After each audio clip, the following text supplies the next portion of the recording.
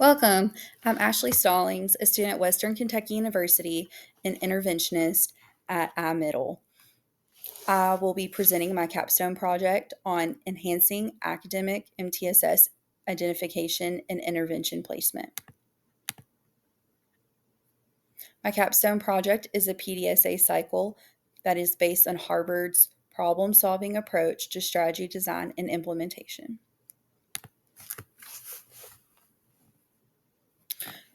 The goal of this PDSA is to explore how going from one data point to triangulation can effectively reduce our at risk population.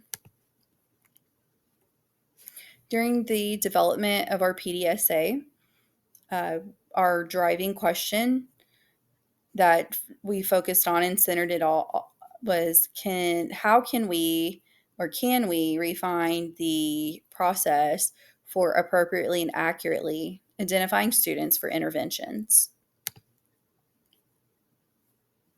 To provide a little context about the school and our problem, iMiddle, Owensboro Innovation Middle School, locally known as iMiddle, is a project-based learning school in Owensboro, Kentucky. We are a Title I school within a Title I school district, and we service around a little over 300 kids. Approximately 77% of our student population is economically disadvantaged. And we have a unique student body or demographic. Approximately 26% of our students have been identified as gifted and talented. A little under 20% have 504s, and around 10% receive special education services, and 2% are English language learners.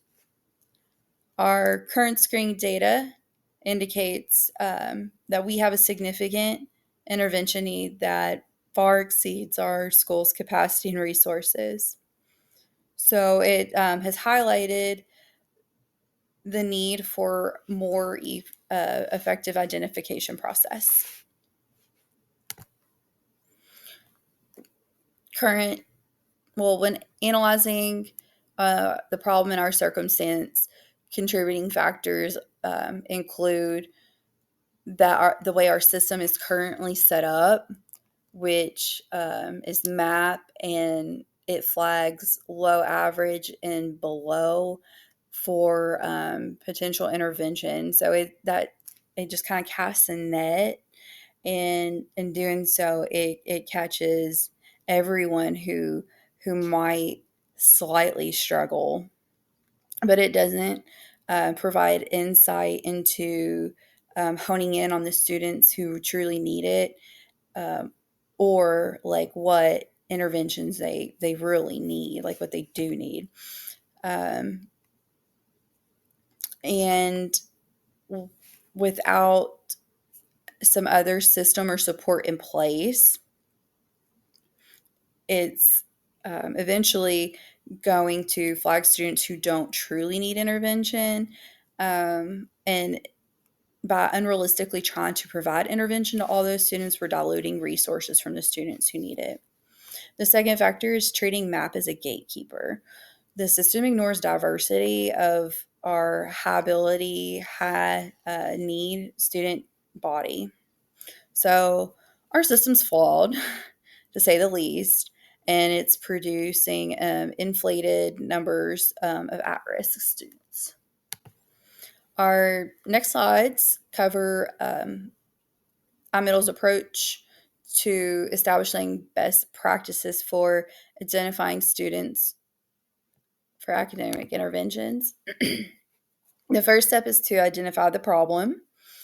We identify the problem on the slide. I won't read it to you. I'm getting over a cold and I already sound awful, so I'll just let you read that for a second.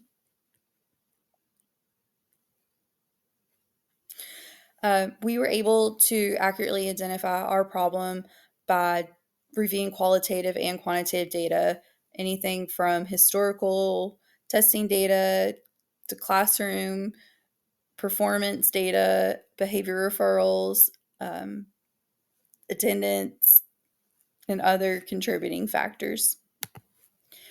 MAP flagged over a third of our student body. Our theory is that there is a disconnect between PBL, the more applied, hands on competency model, against just standardized testing. We feel that this standardized testing is generating significant false positives.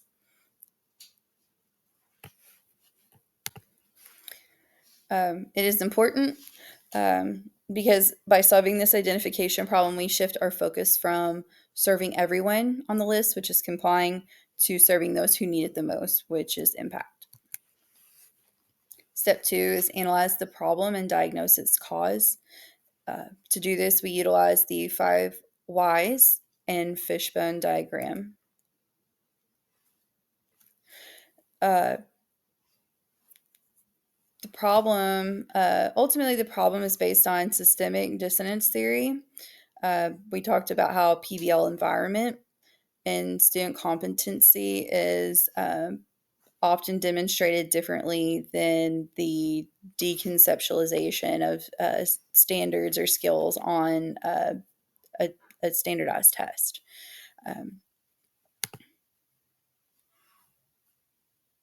Ultimately, that completing a cycle, we don't have finite we don't have complete evidence, but to support our theory. But evidence that we have so far include anecdotal teacher input, the just numbers, the unrealistic numbers for resource capacity, and the presence of high gifted and talented student population. Our MTSS audit did reveal 3 findings. One is the reliance on a single data point for interventions, demand exceeding available resources, and the need for better identification support.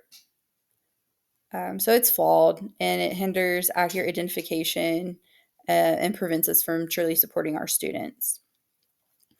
So to try to close the gap between the one metric data point and the whole child is to create a whole new process that will enhance the MTSS system and improve student outcomes.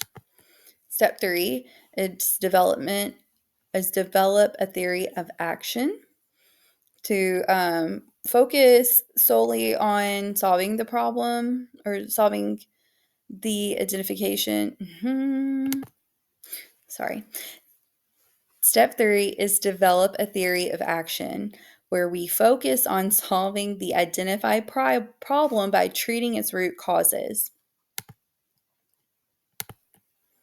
As you can see here, our action theory directly is connected to and targets the root cause that we identified in our fishbone diagram.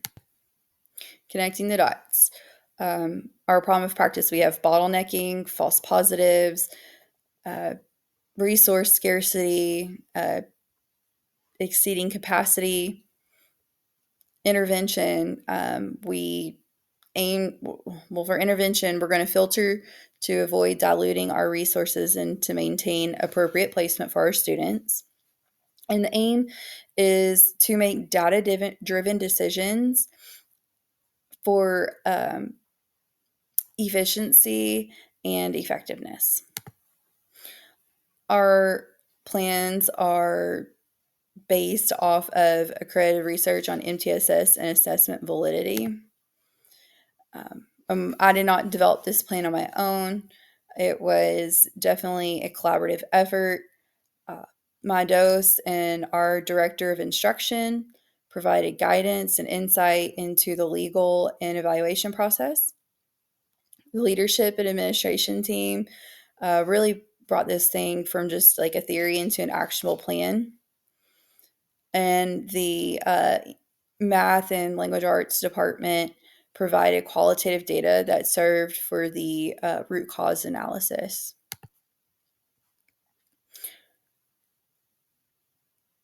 This PDSA cycle benefits all stakeholders involved. The district leadership can rest assured that we are doing what's best for kids by using data to make decisions and guide our instruction. We will be smarter about MTSS, so that should equal less complaints as well as less special ed referrals. For teachers, it helps them regain their autonomy. It allows them to feel valued, and it will help with buy-in for the whole MTSS process.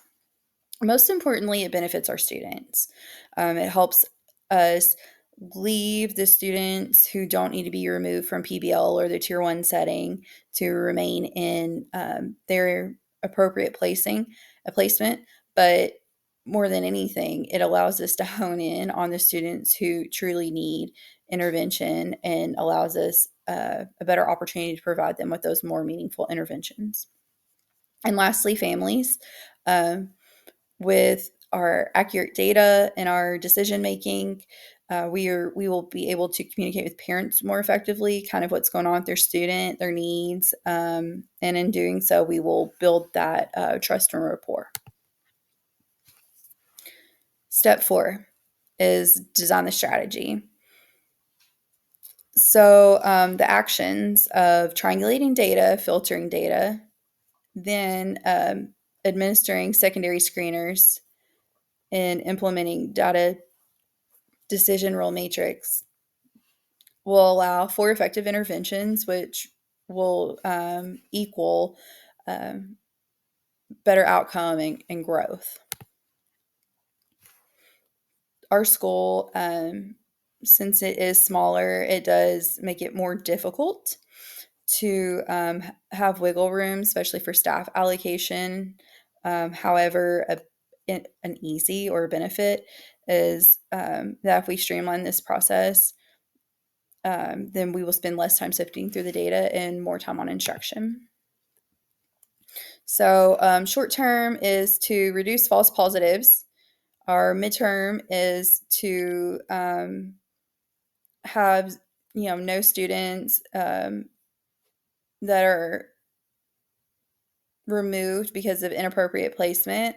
We also want to be able to maintain that low ratio of intervention groups. That way, the RTI is effective, and then our long term goal is for us to start being able to see 1 year's worth of growth from our students in MTSS.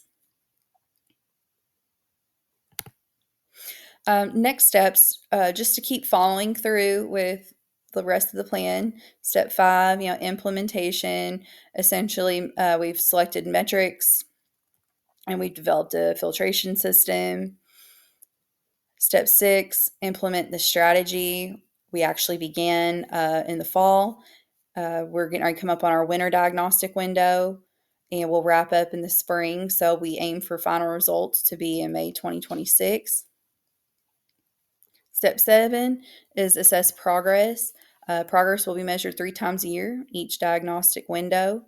We will analyze student data, and we will be held accountable through the data triangulation protocol and the decision rules matrix tool to verify effectiveness.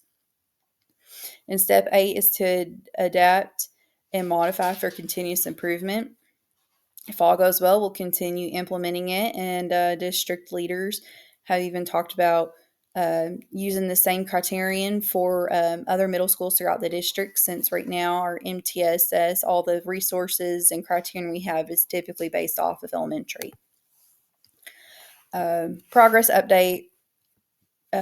We did start our approach again back in the fall, and to date we discovered that there was a 58% false positives, so that these students were falsely identified.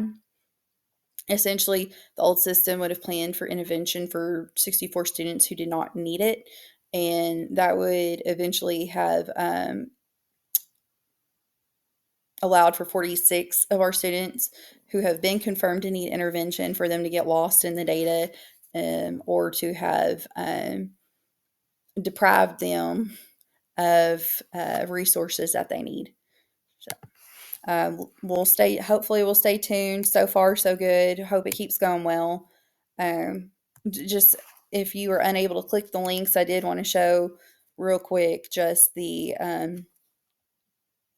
matrix we've developed. So this is our reading, and then here's math. Thank you for your time.